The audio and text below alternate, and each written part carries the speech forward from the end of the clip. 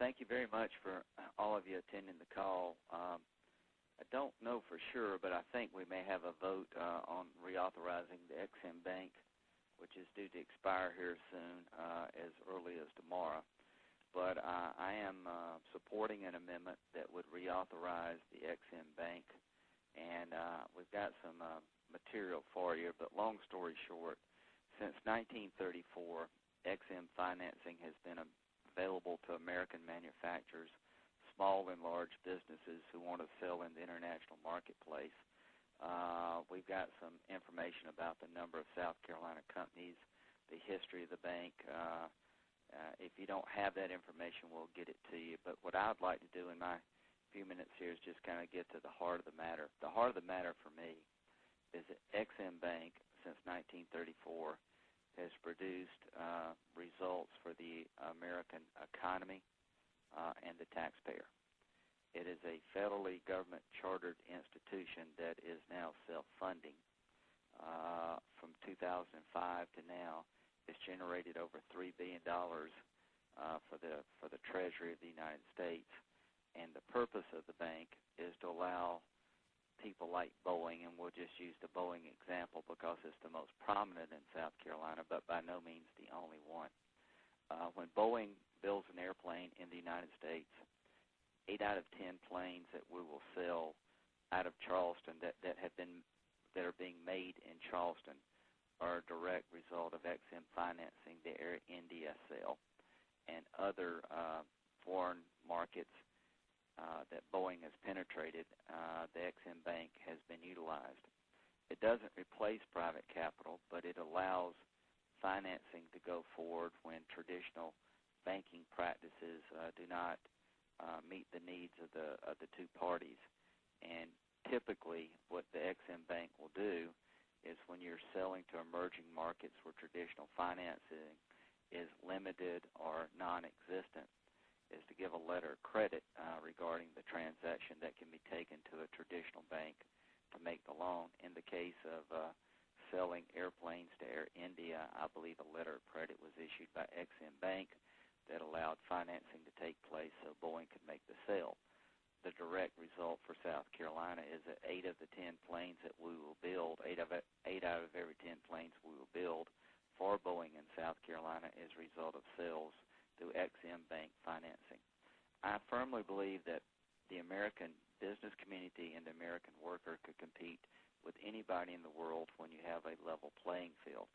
But not only do we not have a level playing field, when it comes to Ex-Im type financing, other countries are very involved in creating Ex-Im style financing for their manufacturers. Canada is 1/10 our size, but they have spent 3 times the amount on their Ex-Im Bank as the United States. China has just gotten into this business, and China export credit agencies finance more than the United States, Germany, Canada, and UK combined. So China's beginning to make airplanes. China has their Ex-Im Bank equivalent. Canada, France, Germany, Italy, Japan, UK, Brazil, China, all of these countries are have an equivalent of Ex-Im Bank. And what would happen is if Ex-Im Bank financing wasn't available to American manufacturers, those countries with an Ex-Im Bank in place would be able to substantially gain market share. Airbus would be the biggest beneficiary in the aviation industry, but GE sells turbines made in Greenville, South Carolina, gas turbines all over the world. They made a sale to the country of Iraq. And when you have Mideastern nations, emerging markets throughout Asia and India where traditional financing is hard to obtain, Ex-Im Bank, again, allows the purchase to go forward. I would love a world where there were no Ex-Im banks by anybody, but I can just sum it up by saying that that world doesn't exist, and that the Ex-Im Bank, as it is constituted in America, makes money for the American taxpayer. We don't lose a dime in terms of financing of the American government's involvement. This is not a bailout. This is a financing mechanism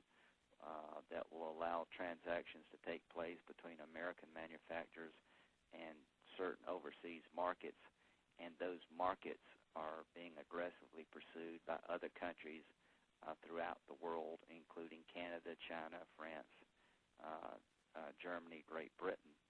So I don't intend to unilaterally disarm. I understand people's concerns about free markets. I fully embrace free markets. I wish the Chinese did not manipulate their currency, but they do. And again, if you had a world where there were no EXIM banks, America would do just fine. But we don't live in that world. We live in a world where more countries are more aggressively pursuing this market than we are. And if we totally get out of the market, that's the end of export sales in many sectors of our economy. And the EXIM Bank is certainly just not for Boeing and GE. There are thousands of small businesses, and we've got a chart showing you that the biggest number of customers is small businesses in the United States that make a product that want to sell it overseas. So if you want to keep growing exports in this country to be sold in the international marketplace and volatile markets or emerging markets, we have to have EXIM Bank in place. Long story short, if EXIM goes away in America, the ability for a Boeing and a GE and other small businesses in our state to get market share in international markets is going to be destroyed. What does it mean for South Carolina? It means that growth of Boeing in South Carolina ceases to exist. The reason that this second plant was opened in South Carolina is that the sales of the 787 Dreamliner exceeded all expectations, and EXIM financing was a big part of the sales program. And again, GE makes turbines up in Greenville. It's a big part of their ability to sell gas turbines throughout the emerging world and places in the Mideast. From a South Carolina point of view, I'm certainly open to reforming the EXIM bank system here in the United States. I wish other countries would not engage in this, but I'm not going to unilaterally disarm as a nation, and the result of unilaterally disarming would be to take our manufacturing community and put it at a tremendous disadvantage vis-a-vis other countries in the world, and specifically for Boeing, it would be the end of growth for the Boeing footprint in South Carolina, and I don't see any higher purpose being served. I would love to see the world's economy be free market without subsidies from any place, anywhere, but that doesn't exist, and it's certainly not going to exist by the end of May. So my point of view is pretty simple. It's a financing mechanism that allows American manufacturers to compete in the world market. It makes money for the taxpayers, and if we shut this program down, we're going to lose market share, and job creation in this country is going to be much more difficult. Case study number one is Boeing in South Carolina. When 8 out of the 10 planes being built in the first year of production are related to EXIM financing, I can't give you a better example of why this program is important to American manufacturers like Boeing. And it's just not Boeing, it's GE, it's all kind of small businesses, Mount Vernon Mills. So I hope we can have a bipartisan support for reauthorizing EXIM, and I'm all for pushing the world to stop subsidies and to get to a free market. But, you know, until that day comes, I don't want to unilaterally disarm here in America. And I sure as heck don't want to destroy Boeing's potential to grow in South Carolina. With that, I'll take questions. Okay, I'm going to open the floor up. If you're on, when I open it up, if you're typing in the background, please hit mute. Okay, Bruce Smith, AP, you got any questions? Why is this program? Why are people opposed to this, and how in danger is the program? Well, some people want to reform it, which makes sense to me. If you can make the transactions more transparent, there's some ideas out there about how to change the EXIM bank structure, which I would be very open to. And there's another group of people who I sympathize with that say that basically say ideologically this is inconsistent, with free markets. That EXIM banks shouldn't be out there in the marketplace. But as you can tell from the summary we've given you, that's not the world as it is. The world as it is that our competitors throughout the world as nations have their own equivalent of EXIM Bank. It's matter of fact, Airbus has 3 banks they can go to, just not one. Canada, 1/10 our size, has spent 3 times what we do on EXIM financing opportunities for Canadian countries, and China has just now gotten into this EXIM financing, and they last year spent more on EXIM financing than the United States,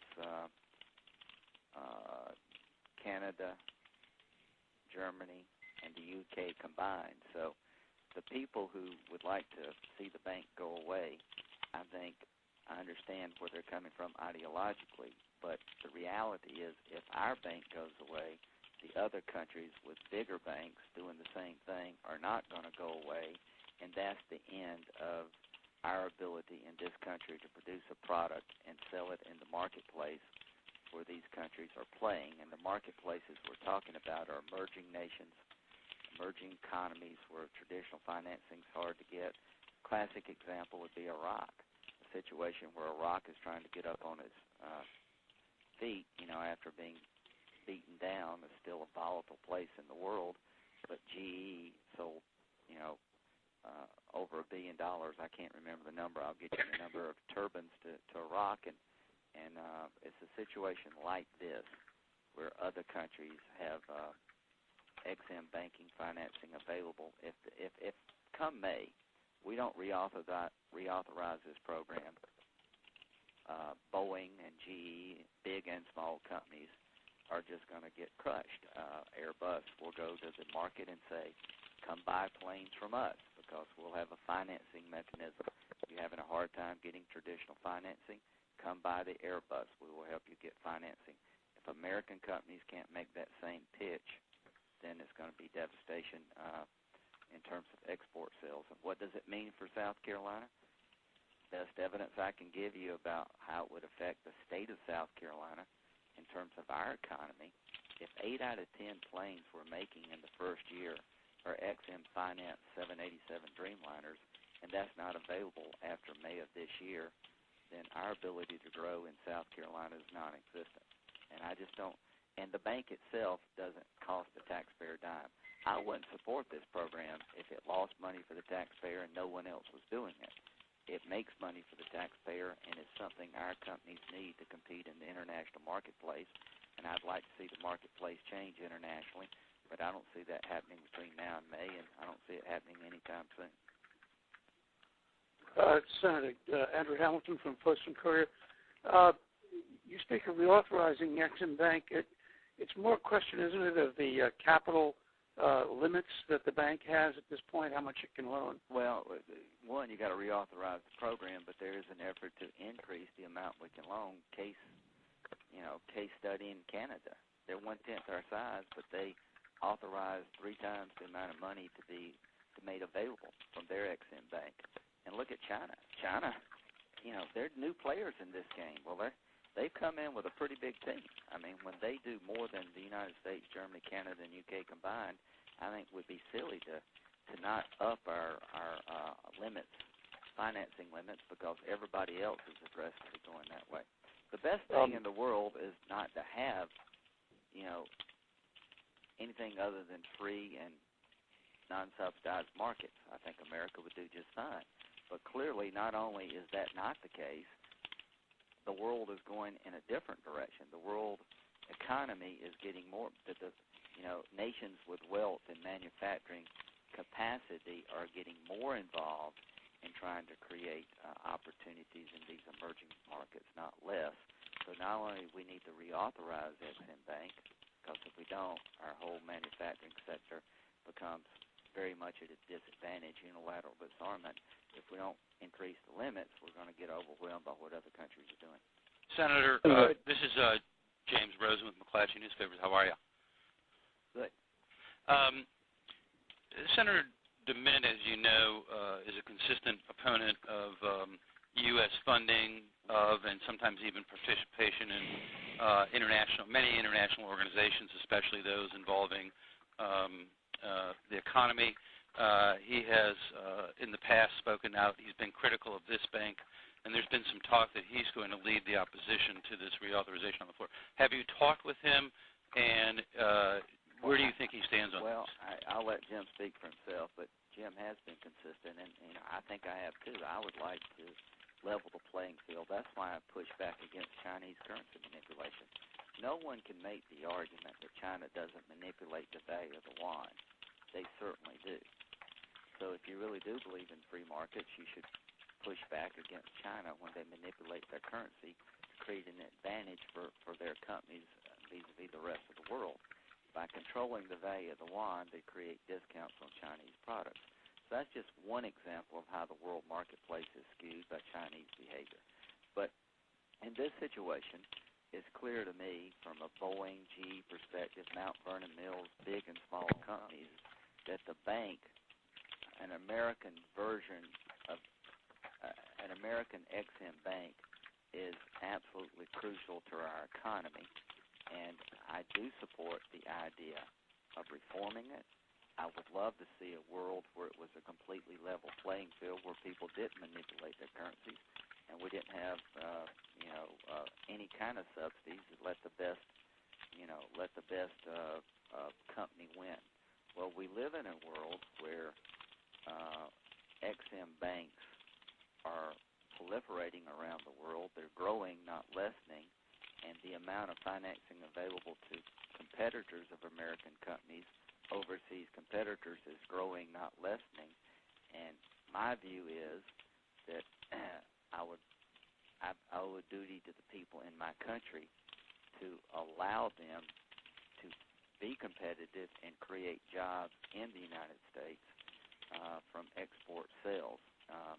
At 8.3% unemployment, if you want to see that number go higher, destroy the ability of American companies like GE, Boeing, and small companies throughout the world of having a competitive opportunity in foreign markets.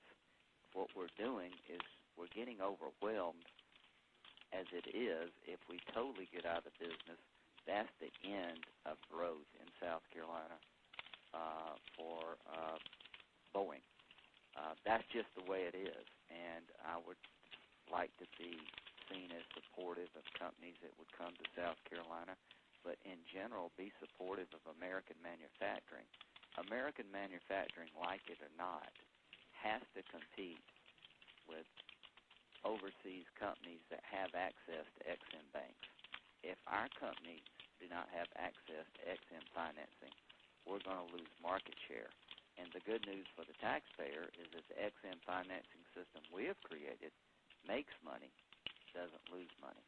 So I understand the desire to level the playing field, but the reality is, from an American perspective, the companies that are competing in the international marketplace are competing against companies with Ex-Im financing, and if we don't have that ability, we just surrender.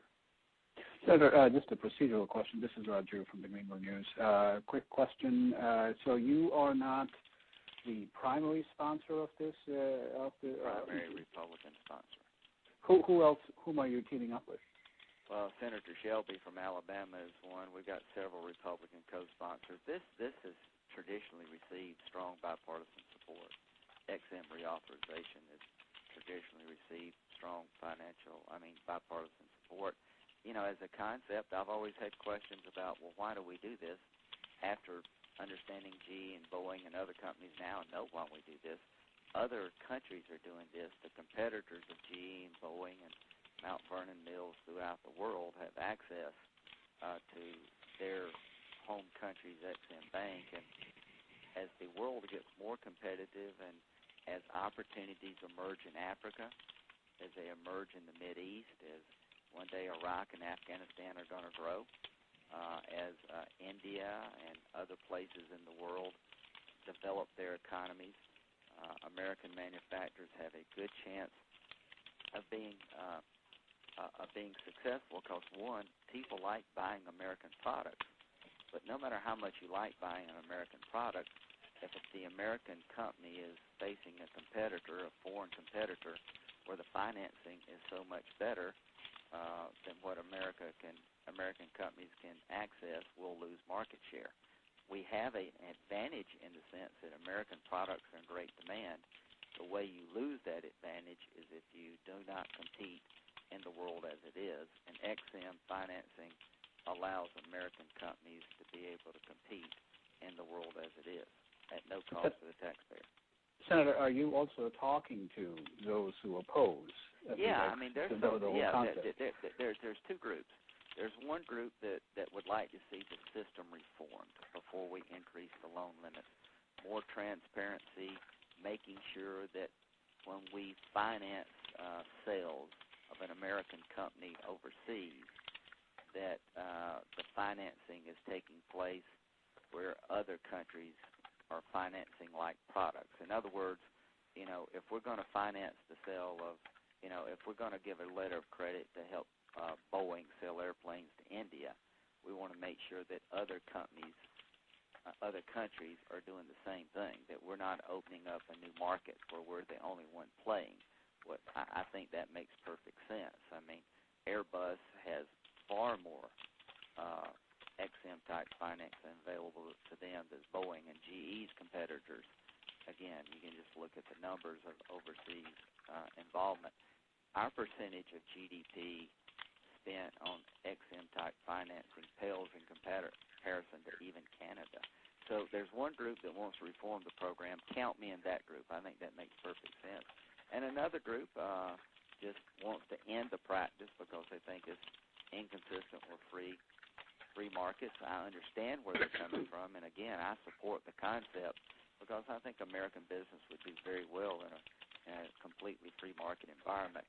But the reality of the world as it is in 2012 is that American manufacturers will just get decimated when it comes to competing for overseas markets where other countries have EXIM banks. If we don't have an EXIM bank, we can shut ours down. I guarantee the other countries who compete with us won't shut theirs down.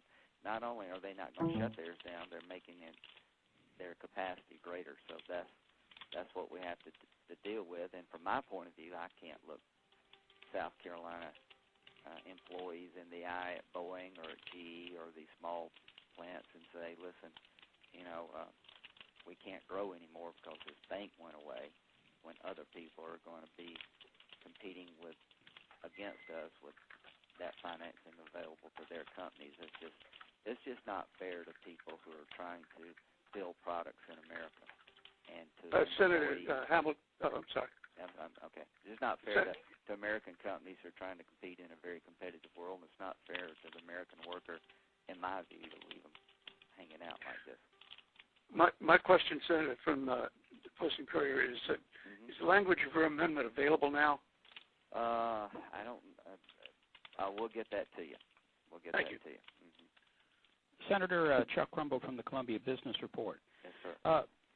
One of the criticisms of this legislation, though, comes from among U.S. carriers, air carriers. Delta Airlines, for example, says that the terms that India Airlines might receive are more favorable than they could possibly get here to finance and purchase Can I walk you through the Delta situation? Okay. Okay, Delta doesn't make planes, right?